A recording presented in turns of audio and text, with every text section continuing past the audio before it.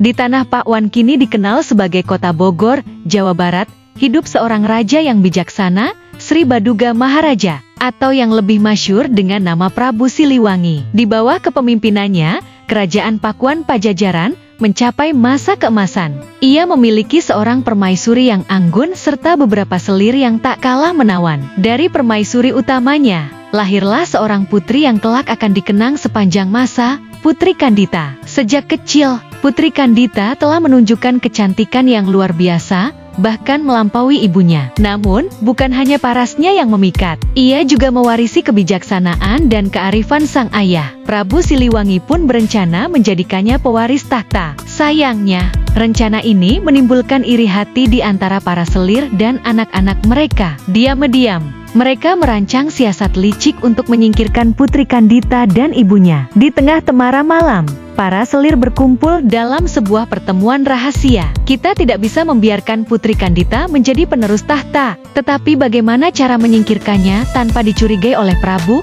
Bisik salah satu selir. Kita harus berhati-hati. Jika ketahuan, kita semua akan celaka, sahut yang lain. Suasana menjadi hening. Masing-masing berpikir keras hingga akhirnya salah satu selir berseru, memecah kebisuan. Aku punya cara. Aku kenal seorang dukun sakti yang menguasai ilmu hitam.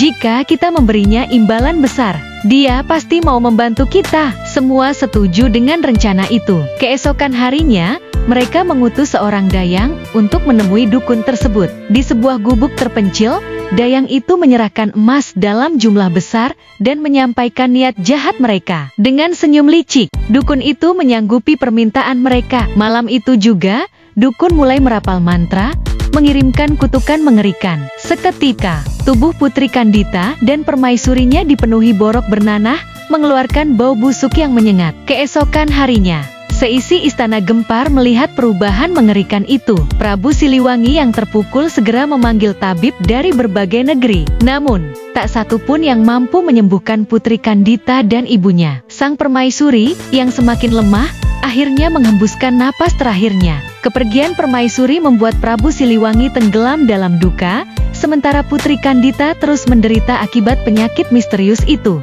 Melihat kesempatan emas, para selir mulai menghasut sang Prabu. Baginda, hamba hanya ingin menyampaikan saran, ujar salah satu selir dengan suara penuh kepura-puraan. Apa itu? Tanya Prabu Siliwangi, masih dirundung kesedihan. Penyakit Putri Kandita semakin parah. Jika terus dibiarkan, bisa membawa malapetaka bagi negeri, hasutnya. Awalnya, Prabu Siliwangi enggan mengambil keputusan. Namun, desakan yang terus-menerus membuatnya menyerah. Dengan berat hati, ia terpaksa mengusir putri kesayangannya. Putri Kandita meninggalkan istana dengan air mata mengalir, berjalan tanpa arah hingga tiba di pantai selatan. Di tepi pantai, tubuhnya yang lemah akhirnya roboh di atas batu karang. Dalam lelapnya, ia mendengar suara gaib berbisik, "Wahai Putri Kandita, jika engkau ingin sembuh, berendamlah di lautan. Airnya akan membersihkan segala penyakitmu." Terbangun dengan debaran hati, Putri Kandita percaya bahwa itu adalah pertanda dari alam. Dengan penuh keyakinan, ia berjalan ke arah laut dan menceburkan diri ke dalam ombak yang menggulung. Keajaiban pun terjadi. Begitu air laut menyentuh kulitnya, kutukan itu perlahan sirna. Luka-luka yang mengerikan lenyap, berganti dengan keindahan yang lebih memesona dari sebelumnya. Tak hanya itu, kini Putri Kandita juga memiliki kesaktian luar biasa. Namun, alih-alih kembali ke istana, ia memilih tetap tinggal di pantai selatan, menemukan takdirnya sebagai penguasa laut. Kabar tentang Putri Kandita yang telah berubah menjadi perempuan sakti segera tersebar ke seluruh negeri. Para pangeran dari berbagai kerajaan datang untuk melamarnya. Namun, ia menetapkan satu syarat. Siapapun yang ingin menjadi suamiku harus mampu mengalahkanku dalam pertarungan di atas gelombang laut. Satu persatu pangeran mencoba peruntungannya.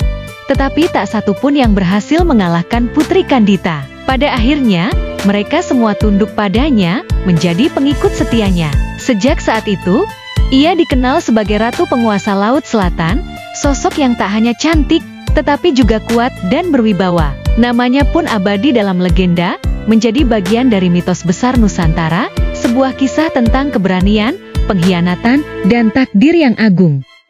Terima kasih telah menonton Dongeng Nusantara di channel Dreamy Tales. Jangan lupa untuk like, komen, share, dan subscribe untuk terus mendukung channel ini. Sampai jumpa di dongeng berikutnya.